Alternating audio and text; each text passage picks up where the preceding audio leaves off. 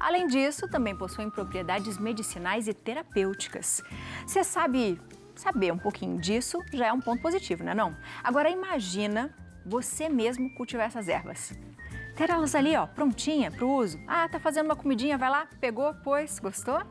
Como combinado, o paisagista Sidney Fernandes volta para nossa casa para falar mais sobre o cultivo dessas ervas e seus benefícios. Seja muito bem-vindo, boa tarde. Obrigado. Boa tarde a todos. Já tô Obrigado. aqui, ó. Já Aqui, ó. tá aí com mão na massa. Já tô com a luva na mão porque eu sei que alguma coisa eu vou fazer, né, Cid? Se Deus quiser, Boa. vamos fazer. Quando a gente fala das ervas aromáticas, o que a gente pode ter em casa, assim, que vai facilitar, que o cultivo é mais tranquilo? Olha, a partir daquele programa que a gente fez o anterior, seguindo o que o Léo apresentou do jardim dele de ervas, eu fiz um levantamento e estou propondo hoje o jardim mais simples, mais fácil e mais resistente. Qualquer pessoa. Esse deve ser pra mim, Gostei, mais resistente, Você gostei. tem aquela qualidade para você Esse é o também meu, fazer Cid. uma coisa Obrigado. gourmet. Obrigado. Então eu separei aqui. E tem uma novidade que, junto com a questão da culinária, também tem uma grande vantagem nesse jardim. Além dele ser resistente em qualquer solo, principalmente no estado de São Paulo, ele também tem muitas plantas que são repelentes de insetos. Olha que bom. A gente ainda legal. está na época, né, do mosquito da dengue, então eu trouxe os dois capins, um já tinha vindo na outra vez, hoje eu trouxe o capim, são praticamente a mesma coisa, mas são a mesma família, esse é o citronela e esse é o capim santo ou cidreira que todo mundo conhece. E existe um perigo de confusão porque eles são muito parecidos, mas Exato. é uma coisinha que a gente pode daqui a pouco abordar. Boa. E eu trouxe para mostrar hoje o mais importante, acabou de ser tirada, não é mentira de televisão não, a gente acabou de tirar essa muda porque os estolões nascem lateralmente, tá? Então a ideia é você ter um jardim, é um esqueleto, você começar um jardim muito simples em que você já tem um monte de resultados. Você tem a sálvia para as carnes, né, as quentes que a gente falou da outra vez, os temperos mais quentes, você tem o manjericão, folha pequena, o roxo, você tem a sálvia, aí você tem as pimentas, né, que eu trouxe hoje, que é uma coisa que o brasileiro usa muito, né? Você tem os mais frios, como a gente inventou de falar, que são aqueles que servem para chá, que são inclusive digestivos. Você tem o hortelã, né? Para afecções da boca e garganta, a lavanda, porque você pode usar externamente, que a gente já falou sobre isso. E tem quase todos que estão aqui nessa mesa, aqui na frente, são repelentes de insetos, de várias maneiras que você pode usar. Tá? A lavanda você pode colocar, na Europa ainda se coloca embaixo de colchão, fundo de armário, para parasitas, né? Para traças, ainda se usa muito. O louro é campeão disso também. O louro também? Também. O louro você pode usar uma folha ou duas, colocar onde você deixa os grãos no armário, pode dar o caruncho, aquela coisa toda. Você põe algumas folhas do louro dentro de um saquinho, ou pode jogar atrás mesmo, espera ela secar um pouco. Aquele óleo essencial tem a capacidade de ser repelente para esses insetos. E o louro dá uma árvore grande, né? Dá. Uma árvore bem Na Europa, grande, desde os primeiros tempos da jardinagem, na França, na Itália, eles usam aquelas aleias enormes de louro. E é uma planta que tem assim, uma ligação, né, com os primeiros jardins, né, desde o Oriente Médio. Que legal, que dá para usar tanto. Altamente considerada pelos gregos, né, simbolicamente. E ela tem várias utilidades, né? Tanto na culinária, por exemplo, como o chá também, que é muito bom, né? O assunto é muito sério, daria um programa, porque saíram pesquisas também que ela pode controlar a insulina. E a gente não tem que tomar cuidado quando a gente fala isso, né? Porque a pessoa... Eu tenho diabéticos na minha família, mas tem uma pesquisadora nos Estados Unidos que ela já achou propriedades de redução das taxas de açúcar no sangue, pode auxiliar, né? É sempre da forma auxiliar, né? Sim. Uma pessoa vai tomar um copo de chá, é perigoso, remédio. sempre falar que tem sempre que consultar a medicina, etc, etc. E existe uma disposição certa, por exemplo, para fazer na sua hortinha? Ah, é legal misturar esse com esse, pôr um do lado do outro? Se você vai fazer uma horta, você pode fazer pelo menos 2 ou 3 formas. Circulares, que já é bastante conhecido. Você põe os maiores, como os manjericões no meio, o manjericão, no centro, o louro como um arbusto, controla ele sempre, os capins mais à frente, principalmente se o sol fizer esse movimento. Ó, vamos pegar esse pano aqui, faz de conta que o jardim está aqui, então você vai fazer um círculo aqui, vai colocar o que é maior no centro, os capins mais na frente, tá? As aromáticas altas, como, por exemplo, manjericão, alguma pimenta que fica um pouco mais alta, você coloca logo depois desses arbustos, como o louro, e os menores você vai pondo em volta. Pode fazer um círculo, Principalmente se o sol fizer esse arco na sua casa. Se ele nasce a leste aqui, se o seu jardim ficar transversal a esse movimento, e isso dá para saber, hoje com a internet, até quem tem criança na escola no primeiro fundamental, a molecada já sabe, né? Como é que acha o leste, todo mundo já sabe. Aquela brincadeira que a gente faz. Até pode fazer a família brincando junto. Se acha o leste, se esse arco for assim, você tem aproveitamento de todo mundo. É muito mais fácil. Você não tem aquelas plantas que começam a entortar, uma planta começa a disputar que pegou mais a luz que do o sol outro. com a outra. E aí você pode aproveitar todo o resultado que você precisa para a sua culinária.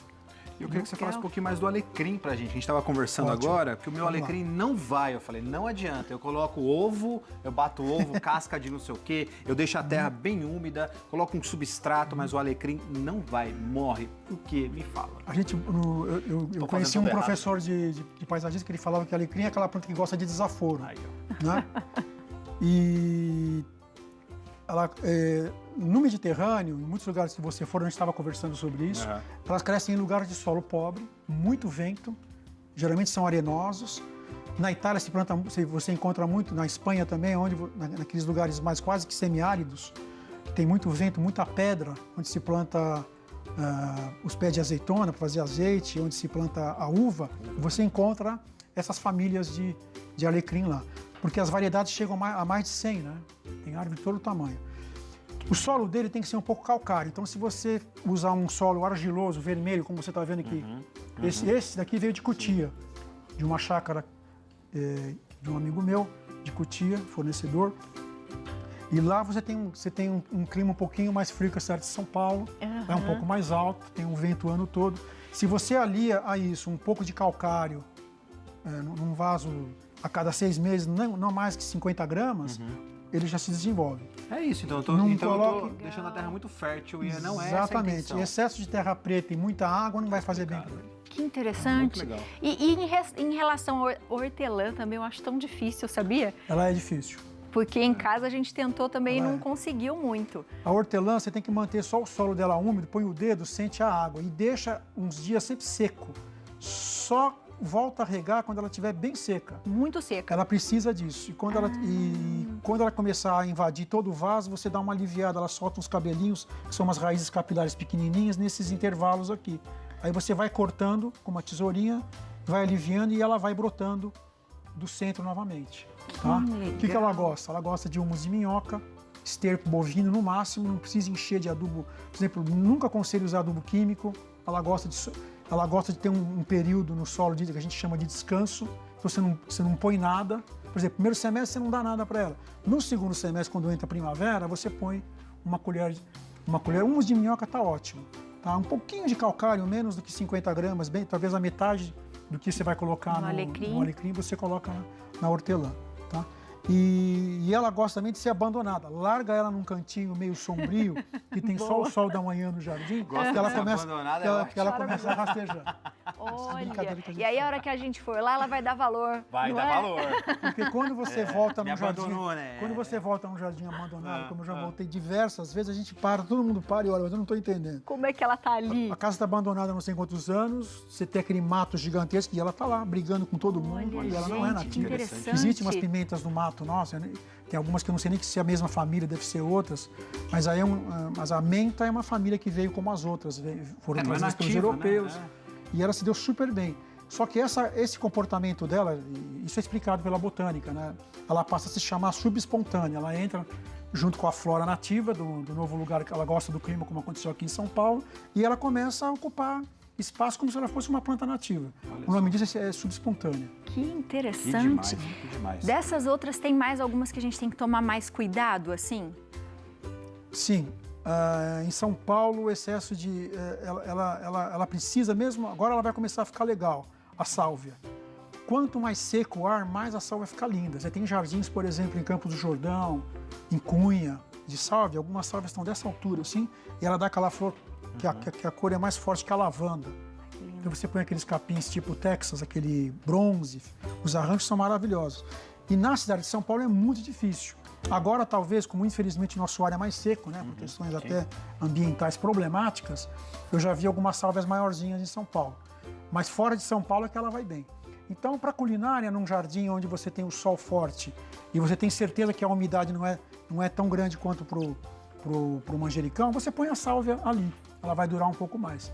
Mas é engraçado, como a gente rega sem pensar porque não dá tempo, ela começa a ficar murcha. Ela não gosta de solo excessivamente úmido.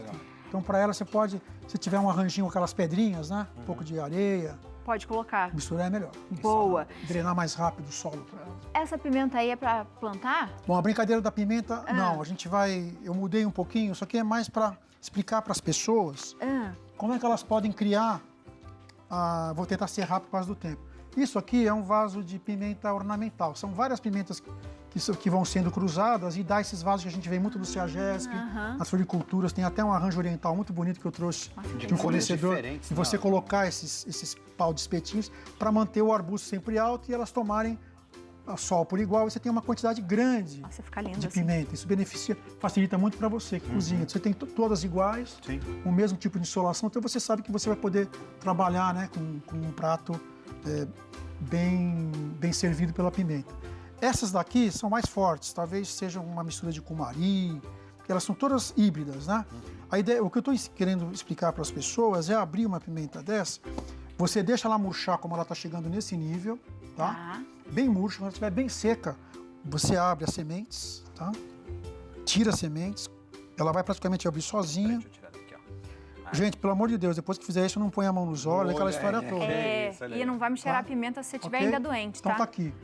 Aí você põe isso, planta, tá? E depois você vai ter essa condição. Quando ela brotar e tiver com mais de 3 folhinhas, você planta num potinho desse tamanho aqui. Porque aí ela consegue formar, olha, esse caule forte, né? Para chegar até isso daqui. Legal. É isso que eu queria, só porque as pessoas perdem muito. Ah, Sidney, eu tenho um problema, quebrou um pedaço da minha pimenta, ela cai, tá? E aí você pode, desde novinha, você pode cuidar dela, que ela dá muito problema de fungo nas folhas. Então, você vai cortando com uma tesourinha e vai deixando ela sempre nesse desenho que você está vendo aqui. Muito lindo. E você afasta o perigo de começar a formar, os fungos eles se formam muito aqui atrás, tá, né? E pode prejudicar. E o por capim, isso que eu como é trouxe. que O capim eu trouxe capim? rapidamente. Eu achei super interessante também. Nós estamos na época ainda do problema da dengue, né? Da dengue. Esse aqui é o cidreira. Esse daqui é a mesma coisa. Você tira...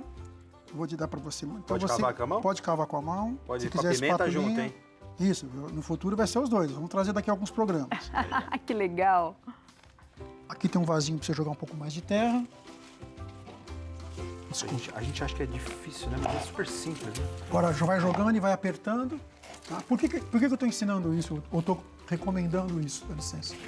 Olha, a diferença do capim cidreiro, tá vendo como a parte de baixo dele é verde, um pouco cinza? Talvez não tenha para ver. E a parte de baixo é uma das diferenças. O citronela é avermelhada, arroxeada, tá vendo? Rosado. Tá? Quando eles secam, a palha dele é aquele cinza que a gente está acostumado a ver, que todo mundo tem um capim cidreiro em casa, mas a do citronela tende a esse dourado aqui, é bem clara a diferença. E aí a gente não vai fazer o chá errado. Exatamente. Eu já peguei errado. Eu também já acudi uma pessoa que pegou errado. O ápice dos dois é outra diferença. Ó. Chá de citronela. O ápice o ápice do citronela é um pouco mais no topo, tá vendo? E o ápice, Verdade. quando ele está durante o crescimento, o ápice do capim cidreiro é um pouquinho mais para baixo. Mas não é isso que vai decidir. Às vezes, meio no escuro, no lusco-fusco, você pode tomar um chá de citronela, né? Como se fosse... E receber infelizmente, o princípio ativo é forte, né? É Mas, perigoso. voltando só para fechar, você tem, então... Como é que tá a minha nota? Excelente. Tá bem? Tá tranquilo? Mandei bem? Você vai fazer... Você vai fazer os seus peixes à vietnamita. Gostei. Chique. Com capim cidreiro é bom. Agora, gente, cuidado. Essa parte não se usa na culinária oriental, né? O que você usa é essa parte do caniço aqui.